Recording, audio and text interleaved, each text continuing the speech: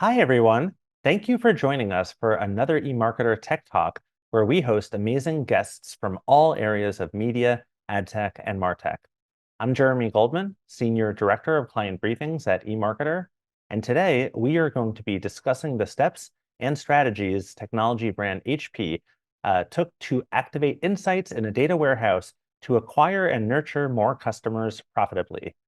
I'm now joined by my special guests, Michael Trapani, Head of Product Marketing at ActionIQ, Kumar Ram, Global Head of Marketing Data Sciences at HP, and Jenny Zhu, Solutions Architect at Databricks. They have a great presentation for you, and afterwards we are going to be opening it up for questions about what you've learned. Just use the chat window to submit questions for the Q&A and to communicate with your peers. And with that, Michael, I'll kick it over to you. Great. Thanks so much, Jeremy. Hello, everyone. Welcome. Thank you for joining us today, this afternoon, this morning, regardless of where you're joining. We really wanted to thank you, and we're welcoming all of the folks watching because we think this is going to be some great content with a great brand like HP. So let's just talk a little bit about what we're going to focus on today. First, we're going to talk about this concept of composable strategy, in particular, composable CDPs, which is a relatively new concept for marketing teams, but something that a lot of folks in IT and data teams have been experiencing for some time. So we're going to talk about some of that crossover and its benefits to running the business. We're going to give you some of those tips that HP used in their journey towards this strategy, and then some of the use cases that were taken, as well as things that were encountered along the way in different areas of focus. And we'll have this great discussion, and we'll have some time for questions as well. So let's just do a quick review on why brands invest in CDPs. And when I say brands, I don't think we're just talking about marketing here. We're really talking about IT and data teams as well. And the folks that kind of sit in between those two functions, like marketing operations, marketing IT, a lot of data science teams work in between those two functions as well. So on the marketing side, the CDP case has been pretty straightforward for some time. You want to be able to make better use of the customer data that you have. The idea is we have all of this data. We've been able to collect it through, endless digital experiences and offline experiences for some time, but we want to be able to use that data to build better customer experiences, whether that's by creating audiences, whether that's by personalizing content in a real-time experience, or something entirely different. And the idea is wanting to get better visibility into how campaigns are performing, optimize spend, make a better efficient return on investment for marketing. So all of those things can be accomplished with a CDP from a marketing perspective. And then from an IT perspective, the idea of activating that data, right? Taking advantage of adopting that data across the organization that in many cases the IT team or the data teams own. Use existing infrastructure that teams have invested in over time and adding value to the business, providing those technology capabilities to business teams like marketing. And then always we're trying to look for ways to reduce data copy, reduce the number of tools that might have duplicative capabilities, but ultimately driving that support for the business team. Now, some of these things might seem like they're counter to each other, right? The marketing team wants to get more data, and so they need tools that have data in it, right? But the IT team wants to reduce copies and duplicative capabilities, and so that might seem at odds. But I think one of the interesting things about composability, which we'll get into, is that dichotomy is now much more connected in that you can actually have both of these things at once. Both teams can get what they want. So we'll talk a little bit about how that works and what HP as a leader in this space is doing to achieve that. So let's get right into some of the HP story. We're going to tell this story from the perspective of HP and all while giving some tips and learnings along the way. So with this, I'm going to pass it over to Kumar, and he's going to share a little bit about HP's story, why they wanted to invest in the CDP, and then some of the phases that they worked through to get there. Kumar, I'll pass it to you. Thank you, Michael. That was a great introduction in terms of what we were trying to do or what we were trying to accomplish at HP. Before I get into the details further, let me take a few steps back and kind of rewind back to 2018. 2018 was essentially the onset of GDPR, and then soon to follow was CCPA and many other privacy regulations over the next several years. In addition, in and around the same time, Apple decided to essentially get rid of IDFA, and then kind of piggybacking on that, browsers like Safari, browsers like Firefox, essentially over the next year or two, started getting rid of third-party cookies. So that was pretty important to us. Why? Because during that time period, or prior to 2018, about 60% of all of the media activation was actually being driven through our data management platform, which was, of course, cookie-based. And we've been successfully using the DMP for well over 6 or 7 years prior to that. And it had worked very well for us, honestly. So the big question that we started asking was, with cookies going away, what do we need to do? I mean, how do we shift to this newer model? Fortunately for HP, over the many years, we've always taken care of our CRM. We've done a great job collecting, consolidating our customer data.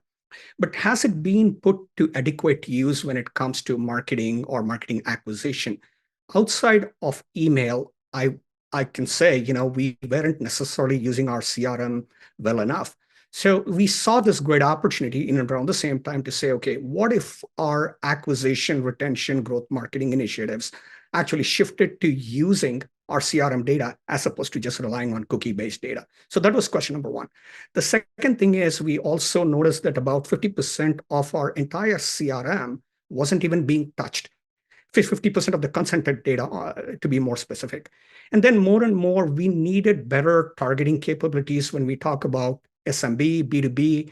And then last but not least, we needed a tool or a platform that allowed us to accelerate these use cases, whether it be around consumer, SMB, or commercial. And the use cases that really mattered to us was segmentation, your customer 360, being able to enrich the data from providers like Axiom, X8, et cetera. And then purely from a media perspective, being able to take that data or take that audience, push it into a Meta, push it into a Google, or push it into a TikTok, wherever that ultimately needed to be activated. Those were really, really critical to us. And then, of course, attribution measurement, although that was not necessarily the first set of use cases. So with that said, that was the core focus that we started shifting the conversation towards. And in I'm going to say mid 2022 is sort of when we started piloting or doing a proof of concept on CDP, specifically with ActionIQ. And the things that we focused on more specifically were like, okay, how do we essentially kind of create, double down on this own data and phase out our DMP, which we eventually phased out, I think, late last year. In late 2023 is when we finally got rid of our DMP. We did the POC with ActionIQ, I think, in 2022, but then beginning 2023, we started the implementation. And I think second half of 2023, we had the CDP up and running through all of the use cases that I talked about earlier. And then more importantly, we were able to phase out the DMP. And the second thing we also had as a goal is previously, a lot of the audience development and activation was actually being done by the data sciences team. So we asked the question, should data sciences be doing this? Or should we be shifting this responsibility to the media teams? Because we have a in-house media team over the last several years. So the question is, could we hand this control over to them? So that was around the democratization. Then with the advent of a lot of the clean rooms like Ads Data Hub, Metacopy, AMC, et cetera, the big question was, okay, could we now tie all of the data from within the CDP, the audiences that we were creating, and tie that back to the measurement ecosystem from Ads Data Hub, et cetera. And last but not least, operationalize the whole concept of segment creation, onboarding, and activation. That were the goals that we set to accomplish in 2023 as we deployed the CDP. The challenges that we ran into in this process, and again, this was not necessarily an easy task for us, right? Again, a lot of this we had to learn through the process. The problem number one, or challenge number one, was the reliance on my team to essentially consolidate and integrate data. We're a data sciences function.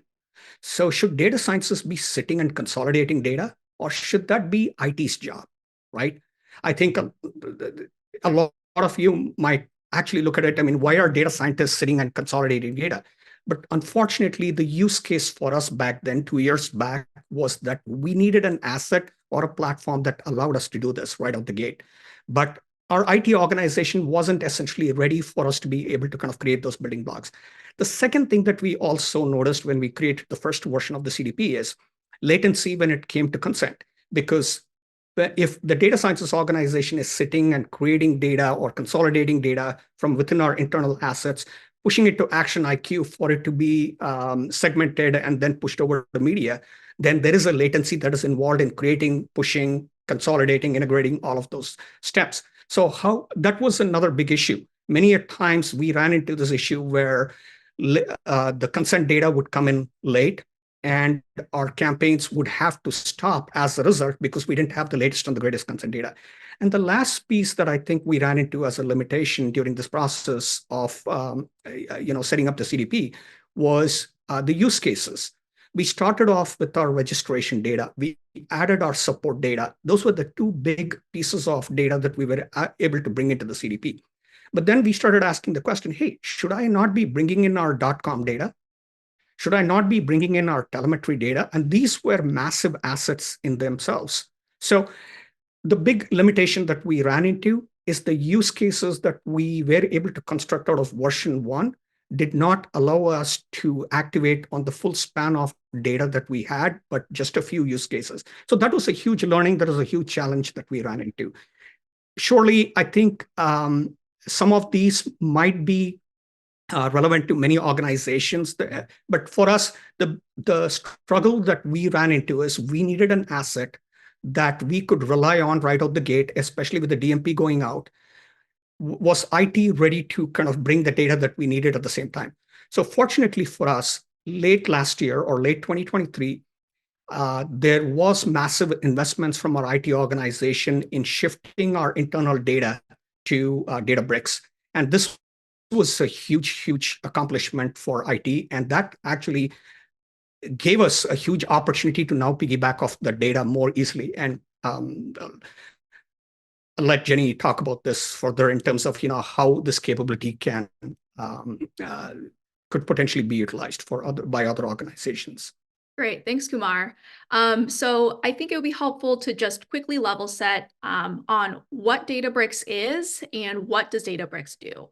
So think of Databricks as a data lakehouse solution. So it helps provide your organization with a strong foundation where all of your data engineers, your analysts, and data scientists can all work off of one single platform, off of one copy of your data. And how that works is Databricks essentially is a platform that sits on top of cloud storage. So whether we're connecting or sitting on top of AWS, Azure, or GCP, that's how you're able to have one single storage layer for all of your data.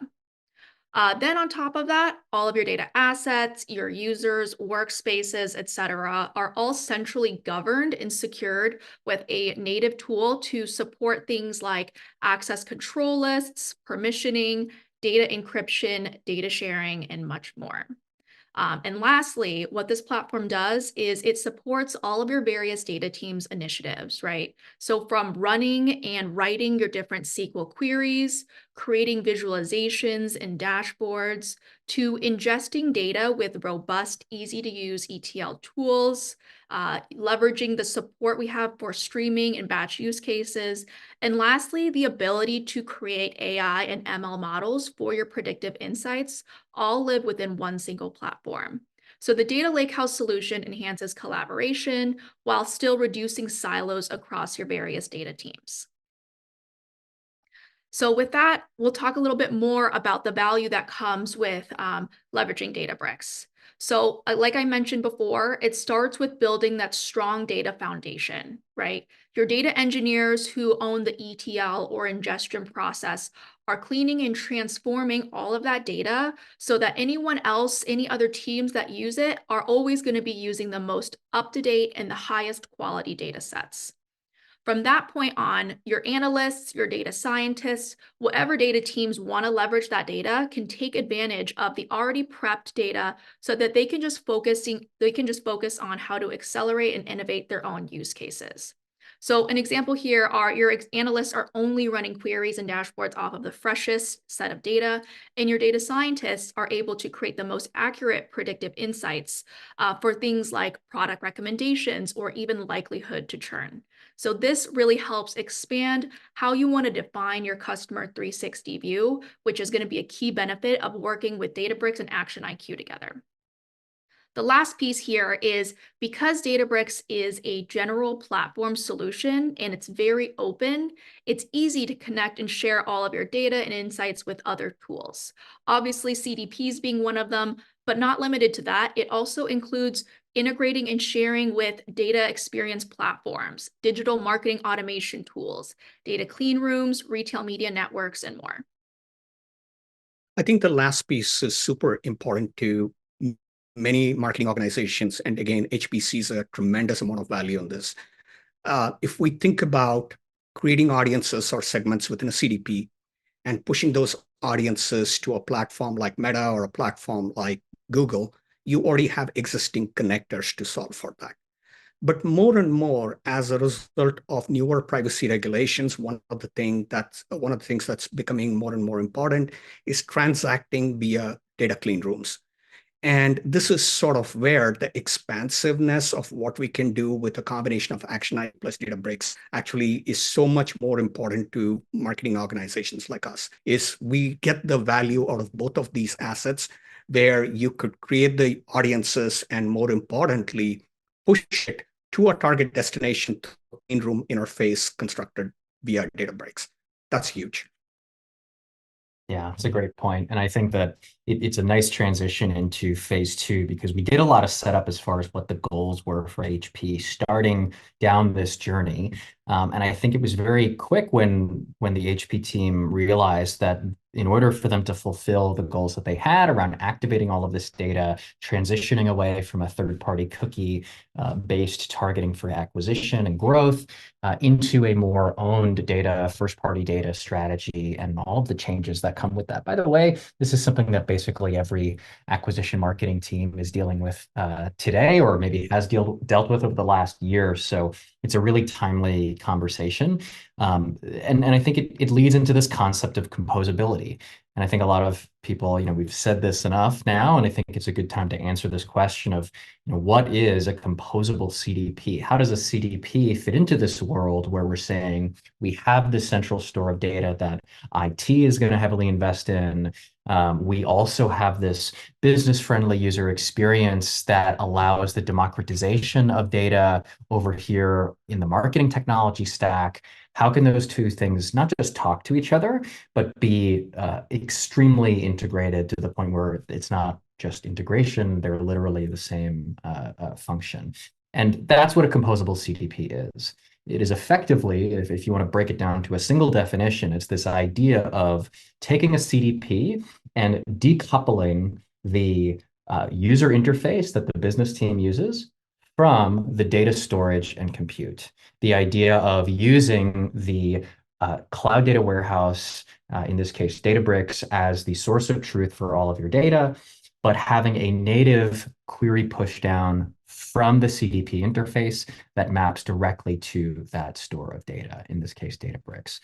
So what does a composable CDP need? It needs to be that native query pushdown. You need to federate those queries down to wherever your data is stored. It's not enough to just integrate those things together because a lot of times that creates copies of data. So that zero copy architecture, we shouldn't be making copies of data, sending it over to the CDP, and then making copies, sending it back. That runs into a lot of latency issues as well as security, copies, cost that you run into a lot of times.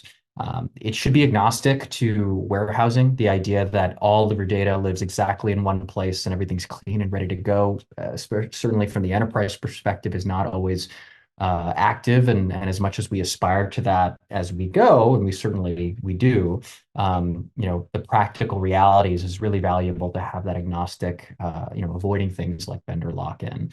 And then last but not least, you need a user interface that a marketing team can use, right? I mean, Kumar works with this media team, this acquisition team. They're not used to writing SQL to get access to data, right? That's just not something that you should ask an advertising team, a growth team to be able to do. So it's important that you have that no-code UI, and even if the data is stored in a much more robust data architecture like Databricks. And then just quickly visualizing what this can look like, right? It's pretty straightforward, right? And in the case of HP, this is the composable CDP stack that's being used. On one side, you have Databricks, which is acting as that central source of truth for all of the data. The data processing is happening there. The data storage is happening, managing all of the ML and AI models that Databricks is so strong in. There's that zero copy connection with ActionIQ, and then mapping directly to that are all of the business tools that the business user can take advantage of, that democratization of the data and activating that data in customer experiences. So there's no reason why a media team member at HP can't use or can't build out an audience that has to do with really granular segmented data coming from the support data, coming from usage data, coming from product data, coming from purchase history, location, demographics, all of the things that a marketing team wants to do. And instead of having access to only the data in the MarTech stack or only the data in the CDP, now you can tap into that full set of data in Databricks, which is the dream, right? And so a marketer might think, well, I don't really care where the data is stored. That doesn't really apply to me. But you do care about having access to more data. You do care about having performance, the product working all the time really quickly. And so this unlocks a huge amount of power of access to data that you may previously not have had. And one of the benefits I think Jenny will get into as we talk about the architecture of composability is some really concrete business value. So Jenny, I'll pass it to you to talk a little bit about this. Great. Thanks, Michael.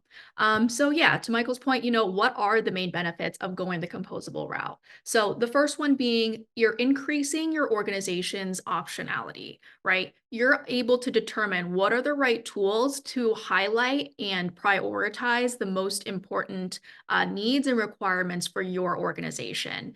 Is it making sure that you have a marketer-friendly UI? Is it making sure that all the data that's being shared back and forth is in real time? If so, then a combination of Databricks and ActionIQ could be a really great fit for that solution. The second one is mitigating risk, right? This limits your vendor lock-in because you're able to select which tools you want to integrate with each other. Not only that, but because there's such advanced like security and privacy features embedded within Databricks, and ActionIQ is reading directly from Databricks and so tightly integrated, the risk of having that moving your data back and forth is mitigated with that zero copy solution. Oftentimes, we see a lot of organizations and companies moving towards the composable CDP architecture because it actually does reduce complexity as well as overall TCO. And then lastly, it helps accelerate innovation. Not only are you able to leverage a wide variety of features within Databricks, but with the benefit of ActionIQ working together with Databricks, it really extends the capabilities that are already there, giving you that marketer-friendly UI that we talked about. So let me add a little bit more color to what Jenny said in the context of HP. I go back to the phase one discussion. Phase one, we had not heard about the term called as composable CDPs at the time, right? So we basically had a CDP in its non-composable form, if I were to put it that way.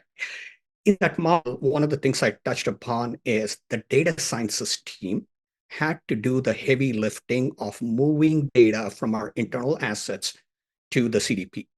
And whether it was done at a weekly level or monthly level, I mean, there was a significant amount of work that was involved. What that meant is we were using extremely expensive resources to do data integration and collection. Not a good choice.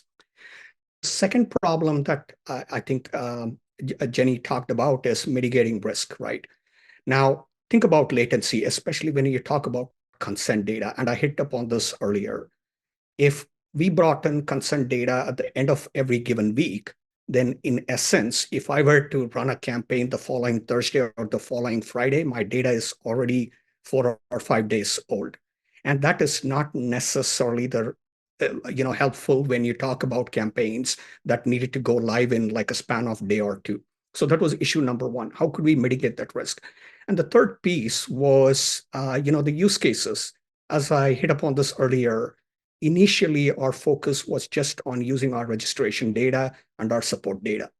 But then over a period of time, it became important for us to start looking at our HP.com data or using our telemetry data. I mean, wherever we had consent, how could we marry that data with what we already had in the CDP?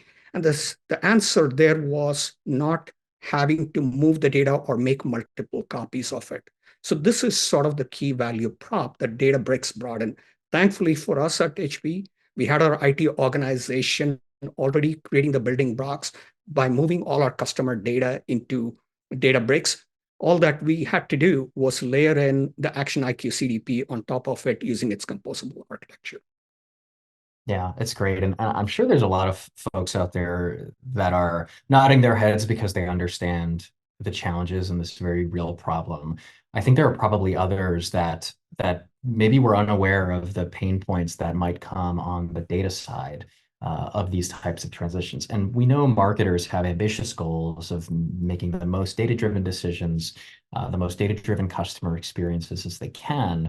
But this is a perspective that's really important to understand, the realities of a situation where you have a data team that has to embed tons of cost into their process if they want to make any of those things a reality. And it's often why you see challenges to actually executing on those ambitious strategies around using more data in the experience.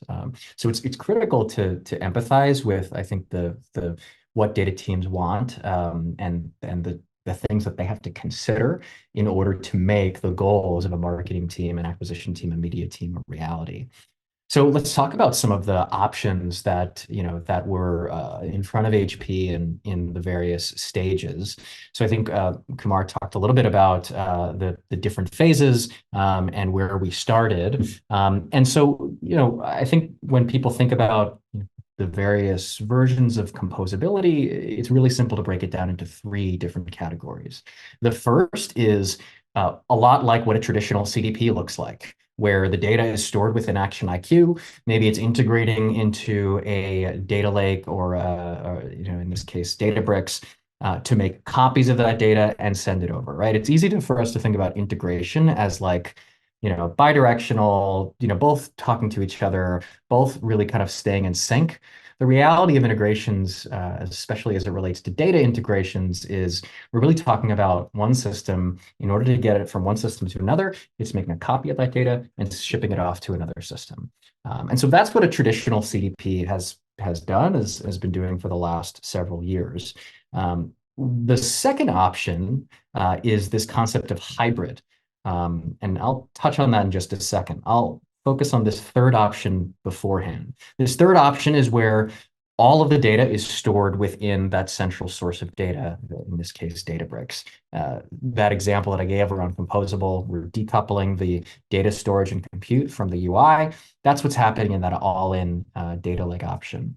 And then last but not least is this middle piece, which is the hybrid approach. And this we find represents a lot of the practical realities of enterprise data management, in which, the goal is to have all of this data stored in Databricks, clean, ready to go, and ready for segmentation. But I think that is a journey for a lot of brands, not just enterprise, but we see that a lot in mid-market companies as well.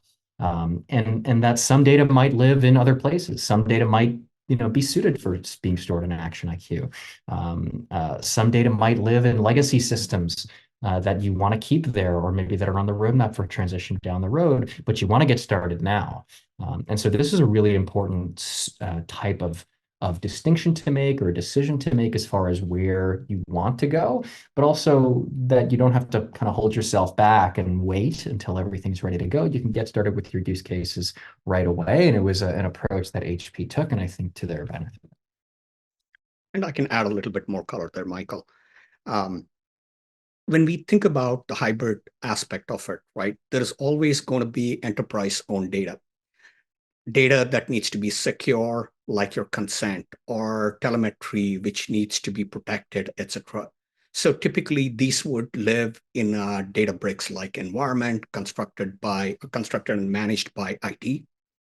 Then in the media context or in the media data sciences side of the world, typically we need integrations with external partners and vendors like your Axioms and XLA.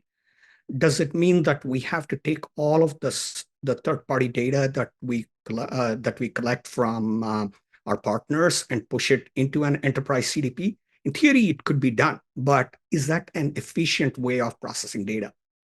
So that's where we see the value of bringing some of those data elements directly into the ActionIQ platform, combining that with the data that already sits within Databricks within our enterprise, and be able to kind of create cohorts or segments piggybacking off the combination of that. And I think that's very important for us as we go forward.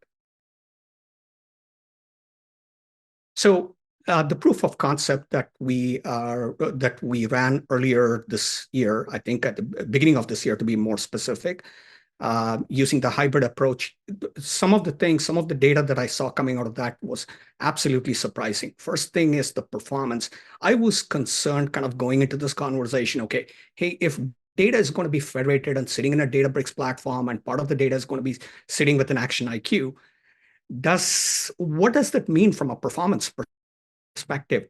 Vastly surprised that, I mean, it outperformed some of the historical querying capabilities that we had in other instances. So that was huge. Change management, and again, I don't need to talk about this much, right? Again, little to no change management because the data that we were consolidating, pushing into ActionIQ as part of phase one, we didn't need to do that. We took that step out of the process. So which means we didn't need to go back and validate the data. We didn't need to go back and build pipelines or whatever those examples were. And the logic, the audience logic that we had previously created, they were portable back into the Databricks environment. And voila, we were able to essentially stand up the same segments pretty quickly out the door. And the most important thing for me as leading a data sciences organization is I want my team to focus on the insights creation and insights, evolving the insights modeling framework as opposed to sitting and collecting and integrating data. Yeah, that's huge. I mean, the idea of, because that benefits everyone, that benefits the marketing function, right? The data science team is much better served exploring really exciting new elements of research that might tell the marketing team which audiences they should be going after, right? What new concepts that they may not have thought about. So it's great to see that. And I think this idea of no change management required is huge too. Marketing teams want to get things done quickly. Learning how to do new things is something that, be great if we can just keep using the tools that we have and executing off of the tools that we have. And all this does is sort of just open the door to more data and more access to more data, which is great. All right, and I think we're going to talk a little bit about what the plan is next for HP and some of the use cases that they're going to start rolling out now that phase one and phase two are in a really good place. Indeed, Michael. Specifically from a phase three perspective, this is something that I touched upon earlier. Measurement, irrespective of whether you look at it from a DMP perspective or a CDP perspective, measurement has been one of the core areas which historically has been a challenge. And with cookies going away, this has become even more difficult for us to be able to address. In the last 2 years, there's been a huge growth in and lots of money that's being put into platforms such as Ads Data Hub, Metacapi, Amazon's AMC, and whatnot. These are siloed measurement platforms that belong to each one of those vendors. Question is, can we essentially integrate the journey of audience creation, activation through measurement within a singular platform? Given that all of this are people-based, right? I mean, again, the same data that goes into your audience creation is probably going to get used from a measurement perspective as well. In this example, if Kumar ended up looking at an ad or was part of an audience segment, ended up looking at an ad and post that ad, ended up buying a product, Shouldn't I be connecting these conversations? So that's the big problem that we're trying to tackle. And this is sort of where the hybrid approach of a CDP kind of comes into play, right? You heard about Jenny talking about media clean rooms earlier. There are two forms of media clean rooms, one that is more so focused on activation, and another one that's becoming more and more popular in the context of measurement. What if we were able to bring these back into the same fold, sitting within a Databricks platform, so to speak. So the audience creation, activation, and measurement are all tied together, and we can automate this to the nth degree. That's our next big objective as we go into the second half of this year. That's a great point. I keep thinking back to your conversations around consent data too, and I think some of the news that came out this week. Not only are we dealing with GDPR and CCPA, but there might be a U.S.-based federal law on privacy, which may come sooner rather than later, which was something that we were anticipating for some time, but may actually become real. So this idea of syncing these systems together in a concrete way that reduces data copies, which creates risk around privacy, is critical. So I think these are really good conversations to be happening now. Jeremy, I think we're seeing some really good questions coming in from the audience. So I think it's a really good time to start taking those in and start going for those. Yeah, absolutely. So first off, Kumar, Michael, Jenny, thank you so much for sharing all of those great insights. And as Michael mentioned, we do have quite a few questions, so let's just get straight to the Q&A. I think this would be a good one for Kumar. What impact are you seeing so far as a result of the streamlined activation process via the data warehouse? How has it changed the way that your teams collaborate? Great question. We just finished the proof of concept about a month back. So we're in the process of essentially building out or streamlining this as part of our objectives, kind of going towards the middle of this year. Now, I talked about some of the results that we saw from the initial tests. Extremely excited to see those measures. And more importantly, our ability to bring in newer data is the big promised land that I think we're going after. From a collaboration perspective, even with phase one, we were very tightly integrated with the media organization when I think about it, right? The media organization was effectively using the audiences and the segments that were available within the CDP. Now, and again, this is not yet live, but is expected to go live in the next several months, is now, let's say we are able to bring in the hp.com data, the telemetry data. It enables our media organization to be able to create those cohorts much more easily using this additional data without us having to push it. Makes sense. Maybe we'll go to Jenny next. How do you know whether a CDP is composable or not? Some tools claim to be zero copy, but is that really possible? Yeah, that's a great question. So I think for the first question, how do I know if it's composable or not? I think it is going to leverage a few different tools integrated together. Oftentimes, there's going to be a data lakehouse of some sorts for the storage, a compute layer, like as mentioned before, and then another layer that's a little bit more UI friendly or to handle other ingestion aspects if needed. Oftentimes, we're getting to a point where composable can be a loosely defined term, right? For those who have a larger platform CDP, there are still ways to integrate and enhance it that way. And then the second part there is some tools claim to be zero copy. So with Databricks and ActionIQ in particular, there's not too many solutions out there where ActionIQ, for example, or that tool sits directly within Databricks, leveraging that as a true zero copy connection. And so many people define zero copy in different ways, right? It could be read only, but maybe you're not writing that data over to your platform.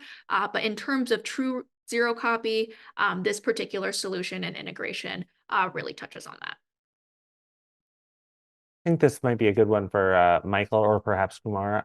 Is HP using identity resolution tools in ActionIQ with the additional data sets other than CRM that were mentioned earlier in the presentation? And if so, how has that helped?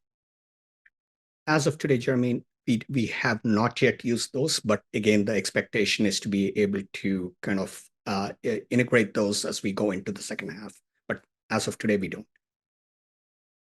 Yeah, and I think that's one of the benefits that we see around composability is that there are some clients who want to do that identity resolution within the CDP. It's something that we've offered for some time. It's something that a lot of our clients use.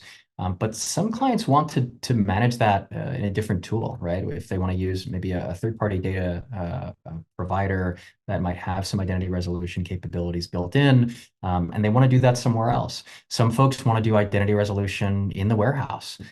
Some new service-based capabilities are coming out to make that identity resolution in the warehouse. The benefit of composability, this idea of being a composable CDP, is that you don't have to force yourself to put everything into the CDP in order to have those capabilities. It can be done wherever you as an organization decide it should be done, because everyone's different. Every organization has its own unique requirements for all sorts of reasons. And so that flexibility is the key here. Maybe Michael, staying on with you, what are some best practices that customers have employed to move the needle on marketing KPIs using AIQ tools? Yeah, I think Kumar and his team are a great example of a data team, a data science team that works closely with acquisition and media teams. Because in my mind, if you think about where budgets are spent around the organization, in many brands, marketing has the largest discretionary budget in the company, right? A lot of times, the type of budgets that and initiatives that you're dealing with as it relates to media spend, as it relates to customer acquisition, these are big campaigns with a lot of spend. And so if you want to look at where to save the most money, anybody who's built a budget before, let's look at the big line items first. And in the case of any marketing function, the biggest line item, apart from technology, is usually advertising, paid media, which is a huge piece. And so as far as to answer the question about where KPIs can be moved the most quickly when you're using something like a CDP, to us, it is first and foremost usually in the acquisition space, the advertising space. One of the first cases we implement with a lot of our customers first, because it drives ROI so quickly, is basic use cases like audience suppression. Don't send this ad to an audience that I don't want to send it to, whether they're an existing customer or they're not in my TAM or they're not in an audience that we're targeting for this campaign. It is amazing how quickly you can show return. Usually this stuff tends to pay for itself in months, not years, in those cases, because of how much money is going into it. It shows just quickly how much money can be saved in actually implementing those use cases first. So paid media suppression is a huge one that we always recommend as a good place to start. So this is kind of apart from the audience and a little bit building on it for me. What came first for HP, the Databricks Lakehouse or the ActionIQ CDP? And then also, follow-up question: how do most customers, from the Databricks and the ActionIQ perspective, handle thinking about like their CDP implementations versus putting together, a data lake?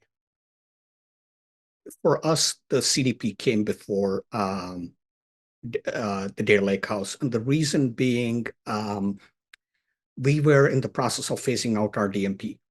We needed to stand up an asset that allowed us to build these audience segments. I mean, we already had a pretty massive CRM.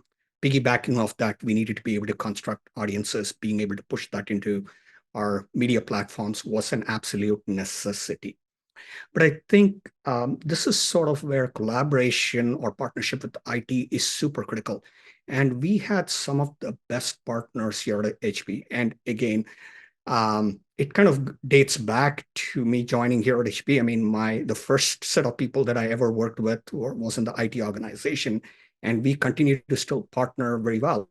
And the only trouble that we ran into was the timelines that IT had and the ones that marketing wanted were not necessarily in sync. So what did we have to do? I mean, we had to do the heavy lifting, moving data, etc. But the realization right of that is that's not our core competency. That's sort of where IT owns the underlying infrastructure, right? They own the assets that collect data. So it behooves them to be able to set up the platform in a way that we can just reliably piggyback off it. And that is what happened in the last several months. I mean, especially directionally, when we talk about composable CDPs, one of the reasons we're able to even talk about it is because of our IT organization standing up and saying, yep, this is our responsibility to get you the data, the segments that you build, activation, that's your problem. How you do it, it's your responsibility. Adding on to what Kumar said there, many of our customers also are doing it the opposite way as well. So you see both scenarios happening a lot across various industries. A lot of those IT organizations or even data scientists have already connected Databricks, and they're already leveraging off of their data cloud platforms. So all that data is already there. It makes sense to go the composable route rather than start from scratch with the platform CDP and maybe reload or reshare all of that data into another platform. Yeah, the flexibility is what matters, right? I keep coming back to this idea, especially as we looked at those three options around being all in with the CDP, all in into the cloud data warehouse, or this hybrid approach, which to Kumar's point allows marketing, who has maybe a more accelerated timeline to get started today, even if these types of infrastructure in the data is not in place yet. Or to Jenny's point, if you've already started to work in Databricks for managing your data as well as activating that data across different tools, this really just makes a quick sort of audiencing layer, business-friendly UI on top of that data infrastructure. So the flexibility is the key for all of this. And as we enter this new world where marketing and data teams, the thing I always say is that the war is over, right? This idea of data teams and marketing teams or IT teams sort of battling it out on who owns the data, how can I get access to all of the data? I want to move faster, right? These are things that as a marketer myself, I've dealt with for a long time. I'm sure Kumar's dealt with as a data scientist. This idea of collaborative flexibility that you can actually get access to more data. Marketers are happy because they get more access to more data that is self-serve. Data teams are happy because they're leveraging existing investments and they're able to focus on things that matter to them. And so it's a really valuable set of tools that are made available to both teams and helps accelerate the time to value a lot more. I know we have time for just one more question, so I'll make it a relatively easy one. Kumar, what type of measurement are you doing? Is it last touch, multi-touch, unified model? Being a large organization, we pretty much have the whole 9 yards. And in many cases, we even have basically multiple versions of the same thing done by two slightly different vendors. So we have MTAs, and MTAs have essentially been pretty popular, especially in the world of cookies. But again, now with the integration of media clean rooms, we have expanded the scope of MTAs. So it's working absolutely well for us.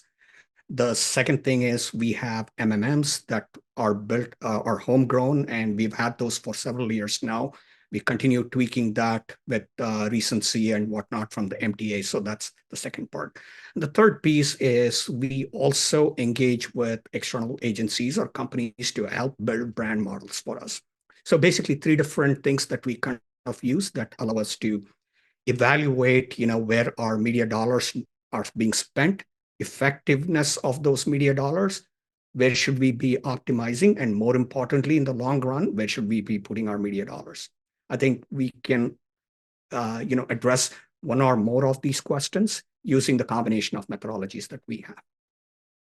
That's great. So Kumar, Michael, Jenny, thank you all again for this great content and answering all the questions from our audience. We really appreciate it. Thanks for having us. Yeah, of course, absolutely. And before we wrap up, let me take just a moment to tell you about eMarketer's media channels. Mark your calendars for Friday, May 3rd for our half-day live virtual summit for exclusive analyst-led sessions on thriving post-cookie, mastering retail media networks, leveraging AI in marketing, and more, co-hosted by yours truly. If you have any vacation scheduled, just cancel it. It's fine. Registration is open on our events page, emarketer.com/events. While you're on that page, you can also register for upcoming live analyst and tech talk webinars. And on the audio side of the house, do not forget to tune into Behind the Numbers, our daily podcast. And finally, please check out our newsletters. Thank you all for your time. And thanks again to Kumar, Michael, Jenny, the teams at ActionIQ and Databricks, and our eMarketer Studio team behind the scenes for making this webinar possible. We'll see you all on the next Tech Talk.